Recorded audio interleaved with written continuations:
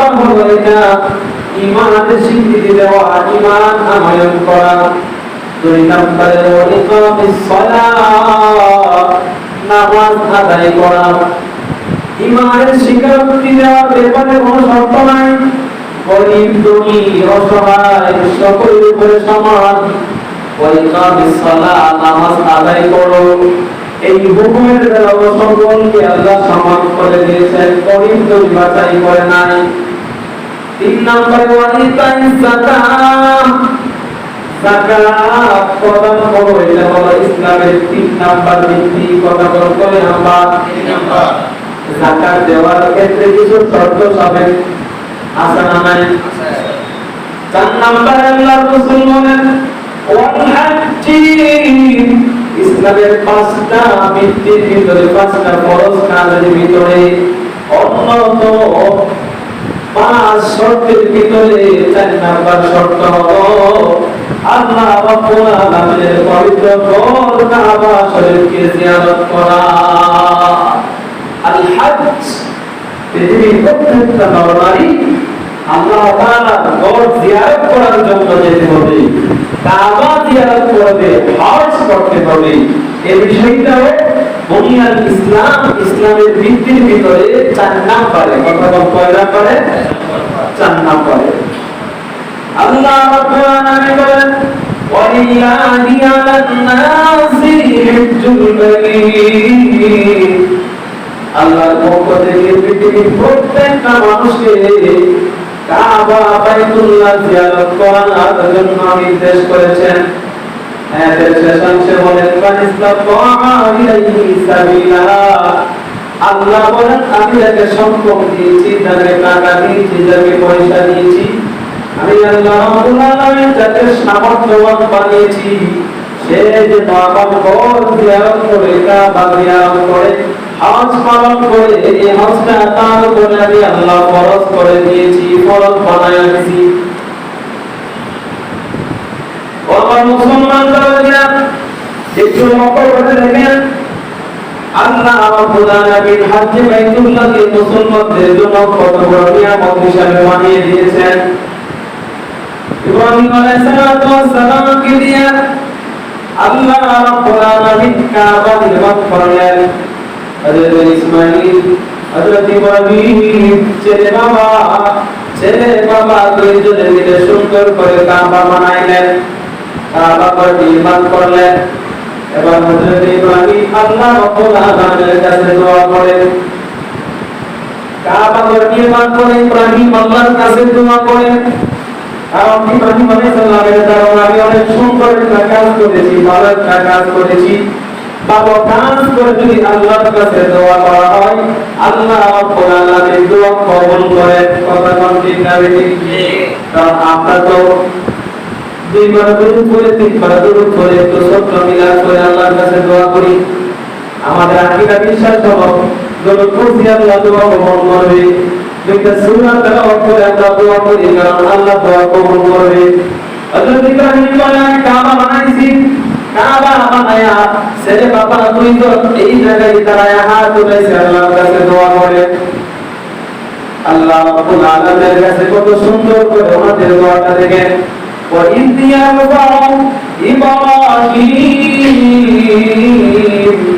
الْقَوَاعِدَ مِنَ الْبَيْتِ وَإِسْمَاعِيلُ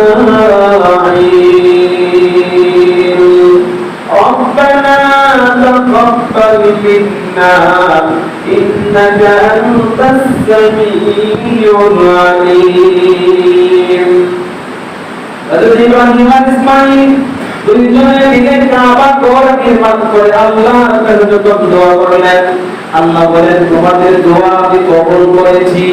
আল্লাহ দোয়া কবুল করে এবার ইব্রাহিম আলাইহিস সালামকে নির্দেশ করলেন, তোমার হাতে বানানো ঘরটাকে আমি আল্লাহ কবুল করেছি, শুধু তোমার জন্য না, আজ থেকে হযরত আদম থেকে নিয়ে কিয়ামত পর্যন্ত যত মানুষ পৃথিবীতে আসবে প্রত্যেকের জন্য আমি আল্লাহর কাবা ঘরকে কবুল করে দিয়েছি। সুবহানাল্লাহ। ইব্রাহিম বলেন আল্লাহ এটা কিভাবে বুঝবো? আল্লাহ রাব্বুল আলামিন এবার ইব্রাহিম আলাইহিস সালামকে বলেন কবুল করছি বাইতুল্লাহ কাবার সকলের জন্য, অতএব আমার ঘরে আসার জন্য পৃথিবীর প্রত্যেকটা মানুষকে তুমি দাওয়াত করো। কে বলেন? আল্লাহ।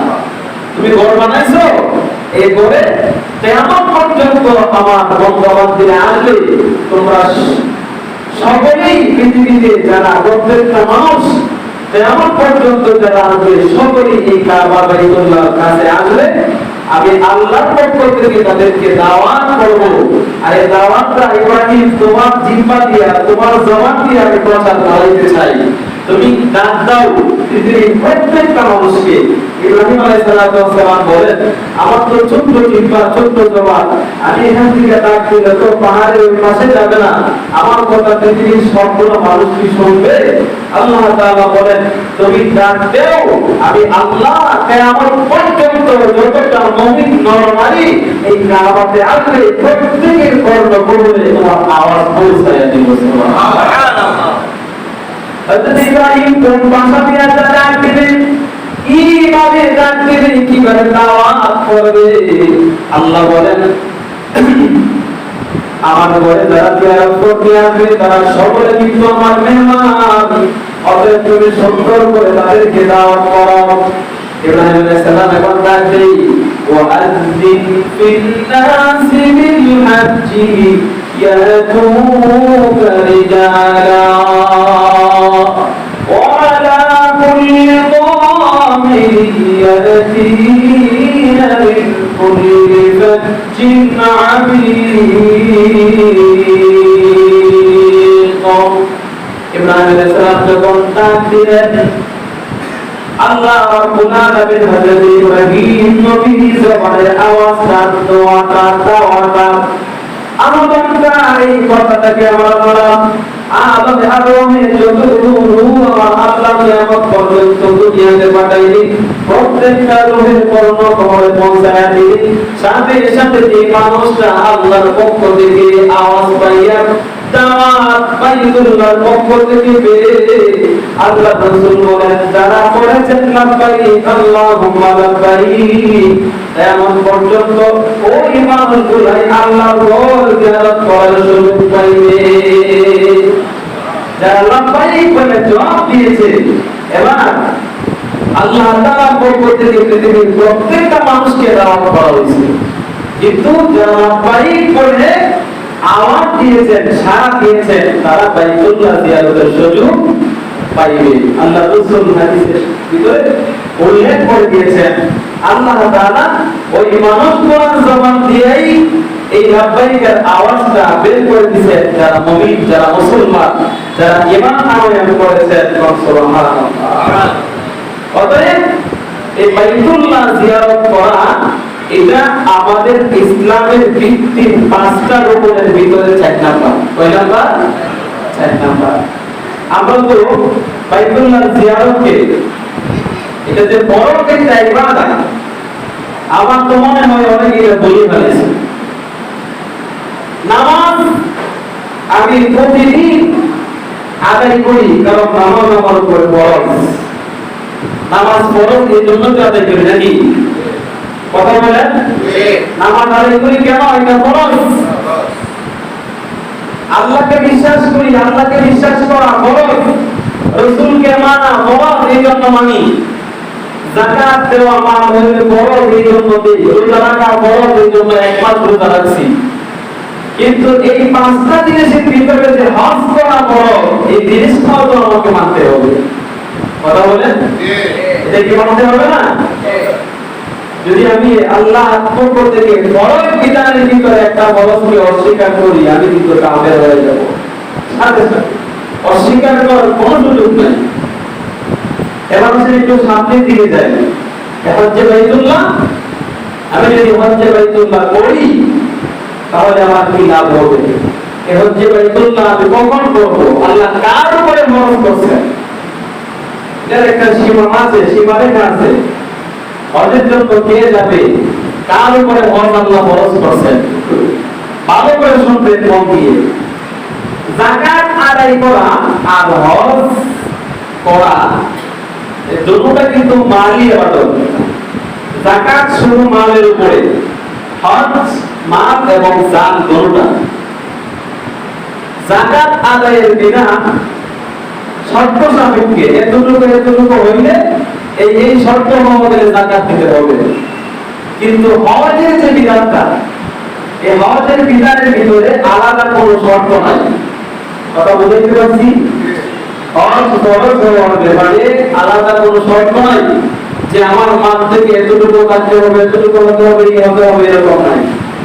আমার সম্পূর্ণ মাল, আমার যতটুকু মাল আল্লাহ দিয়েছে সবটা মালের ভিতর থেকে হিসাব করে আমি একটা ধারণা খেয়াল আমার সামনে নিয়ে আসবো। কি খেয়ালটা নিয়ে আসবো? মাসায় এই কথাটা লিখছেন,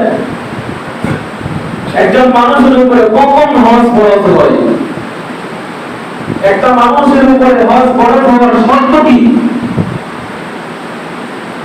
হজ ফরজ হওয়ার ভিতরে যে শর্তগুলো আছে এর ভিতরে অন্যতম দুইটা শর্ত, বাকিগুলো আমাদের কাছে আছে বিদ্যমান। মুসলমান হও, আমি তো মুসলমান। আকেল বালেগ হও, আমি তো বালেগ। আজাদ স্বাধীন হও, আমি তো স্বাধীন। এগুলো তো কি আছে? এর ভিতরে অন্যতম দুইটা শর্ত হলো আযাদ ওয়া রাহেলা। আমি উপযুক্ত মালের মালিক হও, আর দুই নাম্বার হলো কাবা পর্যন্ত পৌঁছার ব্যবস্থা থাকা। ব্যবস্থা বলতে যাতায়াত ব্যবস্থা, সরকারের পক্ষ থেকে অনুমোদন, এরপরে যেভাবে যাবো যাওয়ার সুন্দর নিরাপদ ব্যবস্থা, এটা হলো একটা। আরেকটা হলো আমার আর্থিক মালের উপযুক্ত। এখন মালটা কতটুক হইলে আমার উপরে থাকা খরচ, মাসালায় স্পষ্টভাবে যে বক্তব্যটা আসছে আমি আপনাদের সামনে পেশ করি। একটা মানুষ হিসাব করবে তার কতটুকু মাল আছে, সম্পূর্ণ মাল হিসাব করে সে দেখবে হজের সফরে যাওয়া আসার ভিতরে সর্বোচ্চ বর্তমান প্যাকেজ 45 দিন। এর চেয়ে বেশি হয় না। এই 45 দিনের ভিতরে আমি যে সফরে যাওয়ার জন্য আমার যে একটা অ্যামাউন্ট লাগবে, এই অ্যামাউন্টটা আমার মাল থেকে আলাদা করে আমার যাওয়া আসার খরচ বাদ দিয়া এতটুকু মাল যদি থাকে, যেই মালটা আমার বাড়িতে যে আছে, আমার বিবি, আমার ছেলে সন্তান, আমার ফ্যামিলির লোক যারা আছে, তারা যদি আমি হজ করে সফর করে আসা পর্যন্ত যদি তারা খায়া সুন্দর করে বরণ ভোজন সহকারে তারা থাকতে পারে, বাঁচতে পারে, এতটুকু যদি মাল কারো হয়, তাহলে তার উপরে শরীয়ত বলছে হজ ফরজ। আমি কথাটা বুঝাইতে পারছি? আপনার যে মাল আছে টোটাল মাল, এখান থেকে এই শর্ত নাই যে যাকাতের মধ্যে এরকম শর্ত নাই যে 1 বছরে দিব, 2 বছরে দিব, এই হইতে বসে এই দিব, ব্যবসায়ী দিব, যাকাতে অনেক শর্ত আছে না? ওদের মধ্যে কোনো শর্ত নাই। হজে আপনি টোটাল মাল আপনি হিসাব করে দেখবেন, হিসাব করে দেখার পরে যে মালটা আপনার সামনে আছে, এই মালটা আপনি সামনে রাখবেন, তাইকে দুইটা ভাগ করবেন। একটা ভাগ আপনি যাওয়া আসার খরচ, আরেকটা ভাগ আপনি যে চলে যাবেন, আপনার বাড়িতে যে ফ্যামিলি আছে তারা তো দিব। বুঝতে পারছি? এবং দুইটা ভাগ করে আপনার যাওয়া আসার খরচ বাদ দিয়া আপনার সফর শেষ করে বাড়িতে আসা পর্যন্ত আপনার ফ্যামিলি সুন্দর করে চলতে পারবে, কোনো অসুবিধা হইবে না।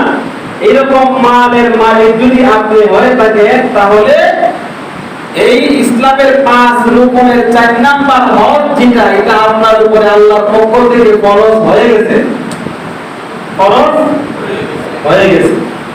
এবার আপনি হিসাব মিলাইয়া দেখেন তো আমার কতটুকু মাল আছে, আমি হজের সফরে 3 লক্ষ টাকা ব্যয় করে আসা পর্যন্ত এই 45 দিন 50 দিন সময় আমার ফ্যামিলি খাইতে পারবে কিনা, বাঁচতে পারবে কিনা।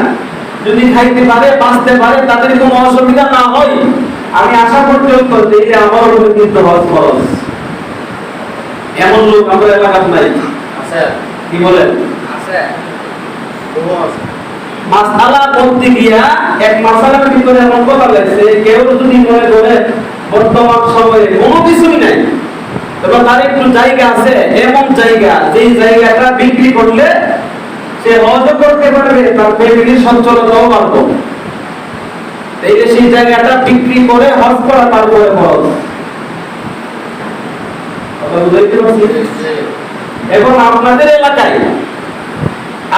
এলাকায় যদি কারো বসত বাড়ি বাদ দিয়া 1 ঘন্টা বা 2 ঘন্টা জায়গা থাকে, আমার তো মনে হয় তার উপরে হজ ফরজ। কি বলে, হজ ফরজ হইতো না? কিতাবে লেখছে যদি 2টা ঘর থাকে, কি থাকে? কথা বলেন না আমার সাথে? ঠিক আছে, 2টা ঘর আছে, একটা ঘরে সে বসবাস করে, আরেকটা বসবাস করে না, এটা তার দরকার নাই, ভাড়া দিয়ে রাখছে, এটার ইনকামে সে চলতেছে। এরকম অতিরিক্ত মাল তার আছে, 2টা ঘর আছে, যে 2টা ঘর থেকে মনে করেন একটা ঘর বাদ দিলেও সে চলতে পারবে, তার ফ্যামিলি চলতে পারবে, তারপর হজ করা, যেটা বিক্রি করে হজ করা। কথা বুঝাইতে পারছি? মাসালা বলতেছে হজ যখন ফরজ হয়ে যায় তখন কোন সময় হজ করবা? কিতাবে বলতেছে ইযা আরাদাল হজ ফালইউআজ্জিল, তোমার উপর হজ যখনই ফরজ তখনই আদায় করা ফরজ। আমার উপর হজ কি বছর ফরজ হয়েছে? কথা ভালো করে বুঝবেন, যেহেতু এটা আহকামাতের মাসালা, এটা শরীয়তের বিধান, ফাজাইল না, ঘটনা না, এটা বুঝতে হবে। আপনার উপর কি বছর হজ করে দিয়েছে? আপনার বয়স 25 বছর। এখন আপনি মনে মনে চিন্তা করতেছেন এখন আমি হজ করব, এখন হজ করলে কি হবে? আমার জীবন তো পুরাটাই রয়েছে। কোরআনের আয়াতে আল্লাহ বলতেছেন ওয়ালিল্লাহি আলান নাসি হিজ্জুল বাইতি মান ইসতাতা ইলাইহি সাবিলা, যখনই তোমার সক্ষমতা আসছে তখনই তোমার উপরে হজ, সাথে সাথে হজ। এখানে 1 বছর না 1 মাসও বিলম্ব করার অধিকার শরীয়ত দেয় নাই আপনাকে। এখন আমাদের সমাজে যে কিছু কৃষ্টি কালচার আলাদাভাবে শুরু হয়ে গেছে, আমরা মনে করি যে হজ করব আমি দাদা হইলে, হজ করব নানা হইলে। ভালো করে বুঝবেন, হজ করব আমার আমার এই সময়ে সবকিছু শেষ হয়ে গিয়ে একটা পর্যায়ে যখন আসে তখন আমি হজ করব। ভাই, এটা কিন্তু আমার ভুল ধারণা, এটা আমার নিজস্ব মতামত। একটা আমার ব্যক্তিগত মতামত, আর একটা হলো শরীয়তের ফায়সালা, দুইটা কিন্তু আলাদা। শরীয়ত বলতেছে তোমার যখন হজ করো তখন করো, ওয়ালা ইউআখির, তাখির করার কোনো ক্ষমতা তোমার নাই। কারণ তুমি যে 2 বছর পরে হায়াত পাইবা বা হজ করবা, এর কোনো গ্যারান্টি আছে নি? যদি তুমি মনে করো যে 5 বছর পরে আমি হজ করব, করতে পারলা তো ঠিক আছে, আলহামদুলিল্লাহ, সুযোগ পাইছো, ক্ষমতা পাইছো। যদি মারা যাও তাহলে কিন্তু প্রত্যেকটা বিধানের গুনাহ সাথে লইয়া কবরে গেছো। কথা বুঝাইতে পারছি? আমরা অনেকে মনে করি যে আমরা হজ করব, আরেকটু করে করতে করতে মাত্রাবে ভিসাই, এরপরে আমার ছেলে বড় হয়ে যায়, মেয়ে বড় হয়ে যায়। তখন জিজ্ঞাসা করলে কই হজ করলেন না? আরে হজ করবো কেমনে? আমার ঘরে তো 2-3টা ফরজ এমনি দিছে। কি ফরজ করছে? ছেলে বিয়া করবো একটা ফরজ, মেয়ে বিয়া দেবো আরেকটা ফরজ, এরপরে 2-3টা মেয়ে থাকলে 3-4টা ছেলে থাকলে এক একটা ফরজ বানায় দিয়ে রাখছে। এগুলোকে বিয়া দিয়ে এরপরে সে আসল ফরজ হজ করতে যাইবে। এরকম কথা আছে না নাই? আল্লাহ কোরআন কি বলে আর আমি কি বলি? আমার রাসূল কি বলে আর আমি কি বলি? আল্লাহ রাসূল বলতেছেন ইযা আরাদাল হজ্জ ফালইউআজ্জিল, যখনই তোমার মাল হয় তখনই তুমি হজ করো। আর আমি বলতেছি না আমার এগুলা ফরজ, ইয়া আদায় হোক। আর মাসালা বলতেছে তুমি তোমার হজের জন্য চলে যাও মদিনাতে, আল্লাহর ঘরে হাত রেখে চোখের পানি ফেলে আল্লাহকে ডাক দিও, আল্লাহ আমার ঘরে এই কাজ আছে, তুমি কি সমাধান করো। এটা মাসালা বলি।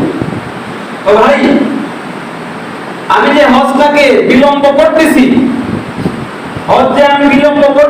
আমি কি বুঝি, আমি কি জানি যে আমি আজকে সুস্থ আছি, আগামীকাল আমি অসুস্থ হব না? কথা বলেন, অসুস্থ হব না এর কোনো গ্যারান্টি আছে? এটা আল্লাহর রাসূল হাদিসের ভিতরে কয়েকটা বিধান সুন্দর করে দিয়ে আসছেন, কয়েকটা বিষয়। যে আমরা এই যে হজকে বিলম্ব করি, বিলম্ব করতে গেলে আমাদের কি কি বিপদ আসতে পারে। লম্বা এক হাদিসে রাসূল বলেন, এর ভিতরে এক নাম্বার হলো আল্লাহর নবী বলেন, তুমি যে হজকে বিলম্ব করতেছো, হায়াত পাও যদি হজ করতে পারো তে তো আলহামদুলিল্লাহ কইলে না। তুমি যে বিলম্ব করতেছো, যদি আগামী কালকে তুমি রুটিন সেট করে অসুস্থ হয়ে যাও, তোমার একটা পা ভেঙে যায়, হাত ভেঙে যায়, তখন তো তোমার উপরে হজ করার আর সামর্থ্য থাকলো না। অথচ এক বছর আগে, এক মাস আগে তোমার উপর হজ ফরজ হয়ে গেছে। আর হজ এমন একটা বিধান, একবার যদি ফরজ হয়ে যায়, এটা আমার পক্ষ থেকে আর মোচন হবে না, আদায় করতেই হবে। অসুস্থ হয়ে গেলে আমি কিন্তু হজ করতে পারলাম না, এখন আমার এই খরচটা কে আদায় করবে? কথা বলে দুনিয়া করে এই বছরে আমার টাকা আছে, এই বছর এক দুই বছরের ভিতরে আমার ইনকাম পালা, টাকা পালা, আমার খুব সৌন্দর্য লাভের হইতেছে, ব্যবসা পালা, এখন আমি ইচ্ছা করলে হজটা করে নিতে, হজ আমার খরচ। কিন্তু 5 বছর পরে করব বিদায় নিয়োগ করে রাখছি, 5 বছর পরে আমার ব্যবসাতে এমন এক সমস্যা হইছে, ব্যবসাতে এমন এক লস করছে, যে লসের কারণে আমার পরে বাকি নাই। এমন ঘটনা ঘটে কিনা? কথা বলেন। এখন যে আমি হজ আদায় করলাম না, ওই সময় যদি করে ফেলতাম কোনো অসুবিধা হইতো না। এখন আমার উপর যে বরজটা রয়েছে আল্লাহর পক্ষ থেকে, এই বরজটা আমি কিভাবে আদায় করবো? এখন তো আমার পরে বাদ নাই। কথা বুঝাইতে পারছি? এই বরজ বাদ গেছে না রয়েছে? কথা বলেন। বরজ কিন্তু রয়েছে। অতএব আল্লাহ রাব্বুল আলামিন বলেন, তুমি হজ কোন সময় করতে হবে? ওয়াইদা আদাল হাজ্জা ফালিউআজ্জিল। আল্লাহ রাসূল বলেন, ও আমার উম্মতেরা, সাবধান, হজকে নিয়ে তোমরা আলোচনা করবা না। হজ একটা শরীয়তের বিধান, হজ কিন্তু শরীয়তের ভিতরে সুন্নাত বিধান না, ওয়াজিব বিধান না। হজটা তোমার ইসলামের 5টা ভিত্তির ভিতরে 4 নাম্বার বেনাটা, 4 নাম্বার ভিত্তির নাম হইল হজ। অতএব হজটা অবশ্যই তোমাকে করতে হবে। যে ব্যক্তি শক্তি পায়, সামর্থ্য পায়, টাকা পায়, সাথে সাথে সে হজ করে নিবে। অতএব আমি যদি হজকে বিলম্ব করে, হজ না করে যদি আমি দুনিয়া থেকে বিদায় হয়ে যাই, আল্লাহ রাসূল বলেন, আল্লাহর নবী বলেন, মান মালাকা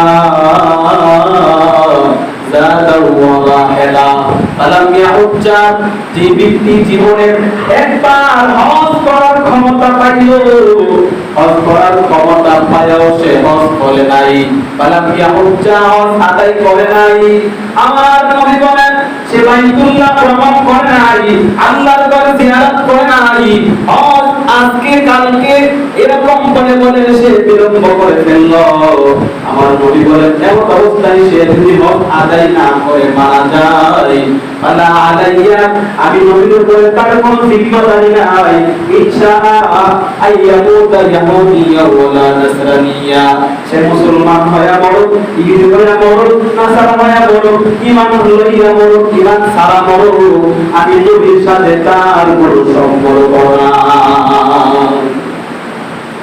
ইনশা আইয়ামুতা ইয়াহুদিয়া ওয়ালা নাসরানিয়া, বুখারী শরীফের বর্ণনা। মুসলমানরা এই জন্য ভালো করে খেয়াল করে আমি আজকে থেকে দেখবো আমার কতটুকু সম্পদ আল্লাহ দিয়েছেন, যে সম্পদটা 2টা ভাগ করে যদি আমি হজের গুরুত্ব হই, অবশ্যই আমাকে হজ আদায় করতে হবে। আজকে থেকে এই ধারণাগুলো দিন থেকে সরাই দিব, যে আমি দাদা হয়ে হজ করবো না, না নানা হয়ে হজ করবো না, না নানা দাদার সাথে হজের কোনো সম্পর্ক নাই।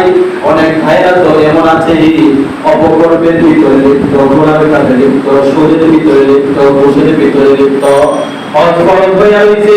জিজ্ঞাসা করলে বলে হজ করে তুই কাজগুলো করতে পারবো না, আগে চার করার শরীর সাথে সাথে লই, এরপরে হজ করে ভালো মানুষ হয়ে যাবো। ও ভাই, এই ধারণাটা পান্ত ধারণা, এটা পাবো না। এইরকম ধারণা রেখে যদি আমি হজকে তাগির করতে থাকি, হজকে বিলম্ব করতে থাকি, আল্লাহ রাসূল বলেন, তুমি কি জানো আল্লাহ তোমাকে যে 1 বছর হায়াত বাড়ায় দিবে, এখন গ্যারান্টি তুমি দিতে পারবা না। অতএব আল্লাহ নবীর পক্ষ থেকে নির্দেশ, ডাইরেক্ট কথা, যখনই তোমার মালের উপরে হজ ফরজ হয়ে যাবে, সাথে সাথে হজ আদায় করা তোমার উপরে ফরজ করে দিয়েছেন আল্লাহ। জোরে করতে আল্লাহ হজ করে দিয়েছেন। অতএব আমি যদি আদায় না করি আমাকে অবশ্যই কিন্তু এটার জবাবদিহি করতে হবে। ও ভাই, আরেকটা কথা ভালো করে বুঝি, আমাদের কেউ যদি মারা যায়, জানাজার মাটি গিয়ে ওই মাইয়ের মধ্যে থেকে দাঁড়ায় সকলকে লক্ষ্য করে কয়, আমার বাবা মারা গেছে, আমার ভাই মারা গেছে, তার সাথে ব্যবহার খারাপ হয়ে থাকিয়ে মাফ করে দিয়ে, তার সাথে যদি লেনদেনের কোনো সম্পর্ক থাকে আমাদের সাথে যোগাযোগ করে দেন, হয় কিনা? অথচ একবার কি চিন্তা করছো, তুমি ছেলে তোমার বাবার উপরে হক ফরজের মতো মুস্তাহি দুনিয়া থেকে বিদায় হয়ে গেছে, আল্লাহর হক যদি তুমি আদায় করো না, একবার আল্লাহকে কি বলছো, আল্লাহ আমার বাবা বিদায় হয়ে গেছে, আল্লাহ আমি আমার বাবার পক্ষ থেকে ফজলের হক আদায় করবো অথবা করাবো। এমন কথা কিন্তু কেউ বলে না, বলে এমন কথা? মানুষের সাথে লেনদেন 2-1 টাকা অথবা কিছু থাকলে বলো আদায় করে দাও। অথচ ইসলামের পঞ্চম মিনার 5টা ভিত্তির 4 নাম্বার ভিত্তি হজ, যে হজের ফরজটা নিয়া তোমার বাবা দুনিয়া থেকে বিদায় হয়েছে, তুমি সন্তান যদি বাবার হক আদায় করতে চাও, বাবার পক্ষ থেকে নিজে এই বছরে হজের নিয়ত করো অথবা অন্য কাউকে দিয়ে বদলি হজ করাইতে হবে। যতক্ষণ না করাইবা বাবার উপর থেকে কিন্তু হজের ফরজটা আদায় হবে না, আদায় হবে না।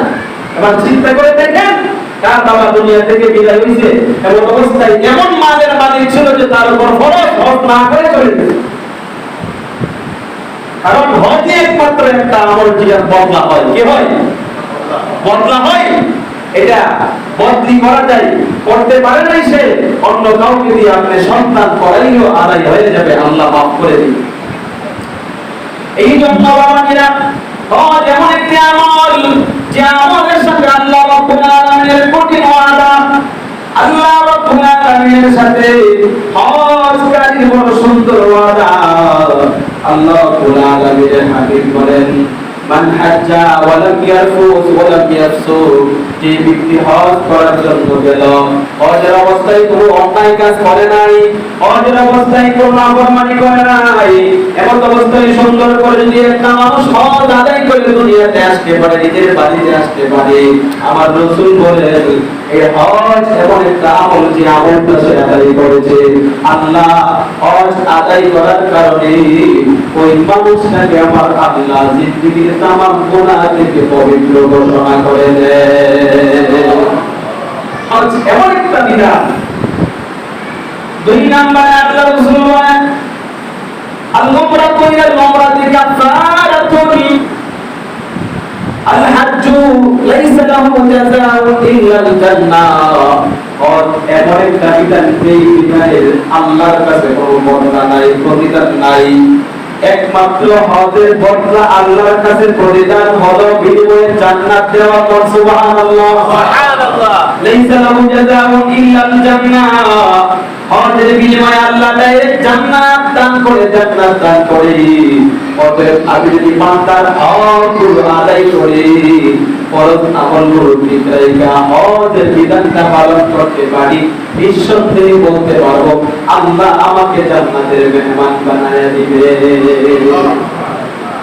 ও ভাই, হজ আমার আল্লাহ এমন একটা জায়গায় রেখে দিয়েছে যে জায়গায় গেলে আমার আল্লাহ ডাইরেক্ট দোয়া কবুল করে। আল্লাহু আকবার, আল্লাহু আকবার। কারণ হজ করতে গেলে আমার আল্লাহ এমন একটা জায়গা, সেখানে আল্লাহ রাব্বুল আলামিনকে নির্দেশ করে দিয়েছেন যে ঘরটাকে আমার আল্লাহ বলেন বাইতুল্লাহ, এটা আমার ঘর। এই ঘরটার ভিতরে হাত রাইখা আমার বান্দা যদি আমাকে ডাকে, আমি আল্লাহ আমার বান্দার সাথে সরাসরি কথা বলতে শুরু করি। হজ করতে গেলে আমি 7টা দোয়া করতে হয়, চক্কর দিতে হয়। আল্লাহ নবী বলেন, কোন হাজী সাহেব যদি 7টা চক্কর দিয়ে হাজরে আসওয়াদকে একবার চুম্বন করতে পারে, যে হাজরে আসওয়াদটা আমার আল্লাহ ডাইরেক্ট জান্নাত থেকে দুনিয়াতে পাঠাইছে। সুবহানাল্লাহ। যে পাথরটা আমার রাসূল বলেন ওয়া শাজারুন বাইদা, এটা মানে তা পাথর, যে পাথরটা আল্লাহ জান্নাত থেকে দুনিয়াতে পাঠাইছে সাদা, কিন্তু এই পাথরটা মানুষের গুনাহ চুষতে চুষতে, গুনাহ গ্রহণ করতে করতে এই পাথরটা এত কালো হয়ে গেছে, এত কালো হয়ে গেছে, এখন পাথরের নাম হয়ে গেছে কালো পাথর। এই কালো পাথরে যদি আমি দুইটা ডুব লাগাইয়া আল্লাহকে ডাক দিতে পারি, লাব্বাইক আল্লাহুম্মা লাব্বাইক, আল্লাহ তুমি আমাকে দাওয়াত করেছো, আমি তোমার দাওয়াত গ্রহণ করে তোমার বলেছে তোমার জান্নাতি পাথরে আমার ডুব লাগাইয়া দিলাম। আল্লাহ এমন একটা পাথরে আমার দুইটা ডুব লাগাইছে, যে পাথরটাকে আমার নবী চুম্বন করেছে, যে পাথরটাকে সাহাবায়ে কেরাম চুম্বন করেছে, আল্লাহ তোমার রাসূল বলেছেন যে ব্যক্তি পাথরের উপরে দুইটা ডুব লাগায়া একটা চুম্বন করতে পারবে, সাথে সাথে তুমি তার জীবনের গুনাহগুলো মাফ করে দাও। ও আল্লাহ, আমি আমার দুইটা ডুবে কালো পাথরে লাগায়া তোমার কাছে যাইতেছি। আল্লাহর হাবিব বলে সময় বান্দা আল্লাহর কাছে যা বলে আমার আল্লাহ ডাইরেক্ট কবুল করে, ডাইরেক্ট কবুল করে, আল্লাহু আকবার, ডাইরেক্ট কবুল করে আমার আল্লাহ। আমার রাসূলের কথা মিথ্যা না, আমার রাসূল বলেন তুমি কাবা জিয়ারতের জন্য যাইবা, এখানে একটা জায়গা পাইবা মাকামে ইব্রাহিম। ইব্রাহিম আলাইহিস সালাম যে পাথরের উপরে দাঁড়ায় দাঁড়ায় কাবা করে বানাইছিল, এই জায়গাটা সুন্দর করে আমার আল্লাহ এখন একটা জায়গাতে চিহ্ন রেখে দিয়েছে। তুমি যদি মাকামে ইব্রাহিমের ভিতরে দিয়ে 2 রাকাত নামাজ পড়ে আল্লাহকে ডাক দাও, আমার আল্লাহ বলে আমি তখন তোমার সাথে ডাইরেক্ট কথা বলি, সুবহানাল্লাহ। হজ করতে যাইবা, হজ করতে গেলে তুমি সেখানে আরেকটা জায়গা পাইবা মুলতাজাম, কাবা শরীফের দরওয়াজা, কাবা শরীফের দরওয়াজার কাছে আসওয়াদের মাঝখানে এই মুলতাজামে দাঁড়ায় আমার নবী চোখের পানি ফেলে আল্লাহকে ডাক দিয়েছিল। শেষে আমার রাসূল বলেছিল কিয়ামত পর্যন্ত আমার যে উম্মত এসে মুলতাজামে পড়ে আল্লাহকে ডাক দিবে, আমি বলে দিলাম আমার এই উম্মতটাকে আমার আল্লাহ রাব্বুল আলামিন গুনাহ মাফ না করায় এমনি ছেড়ে দিবে না। আপনি কাবা জিয়ারতের জন্য গেলেন, 2টা পাহাড় দেখলেন, একটা নাম সাফা আর একটা নাম মারওয়া। আল্লাহ কোরআনে বলেন ইন্নাস সাফা ওয়াল মারওয়াতা মিন শাআইরিল্লাহ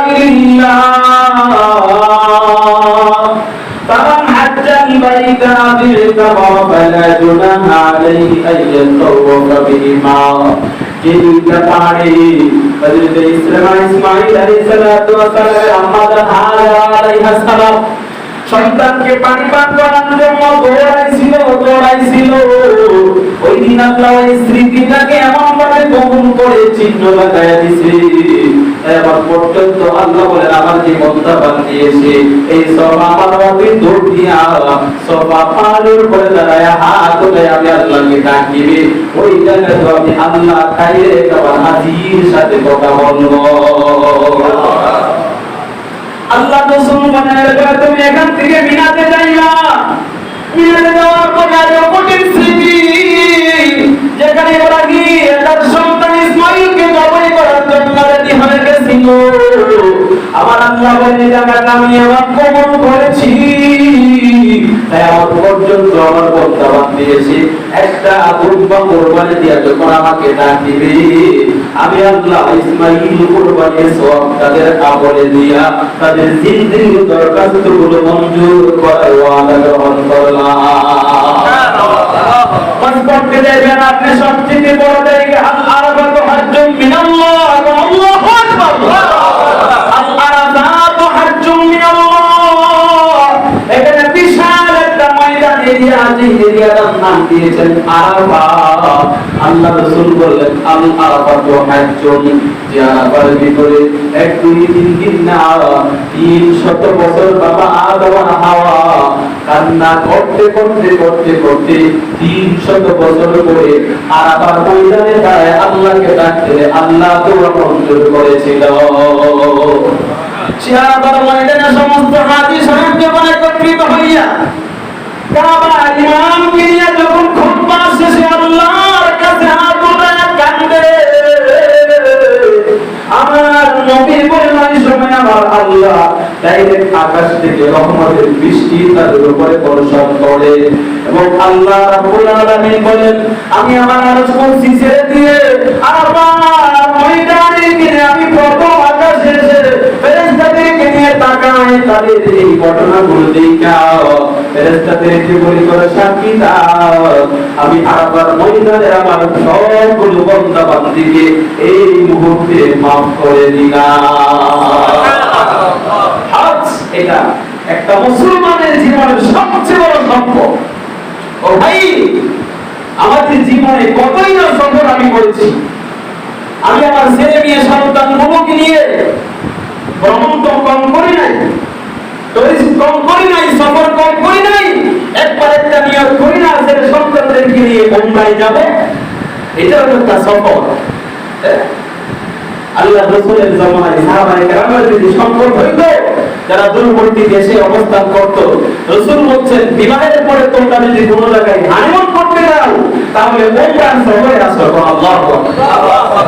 আমি তো আমার ছেলেকে বিবাহ করায়া ছেলের সাথে বন্ধি আমি কক্সবাজারে পাঠাইয়া দেই। এই অবস্থা করতে পারি না যে হানিমুন করতে উমরাতে চলে যাও। সবচেয়ে বড় সফর পৃথিবী এর ভিতরে আর কিছুই হতে পারে না আমার আল্লাহর ভাষায়, রাসূলের ভাষায়। সুবহানাল্লাহ। এই জন্য সময় শেষ হয়ে গেছে।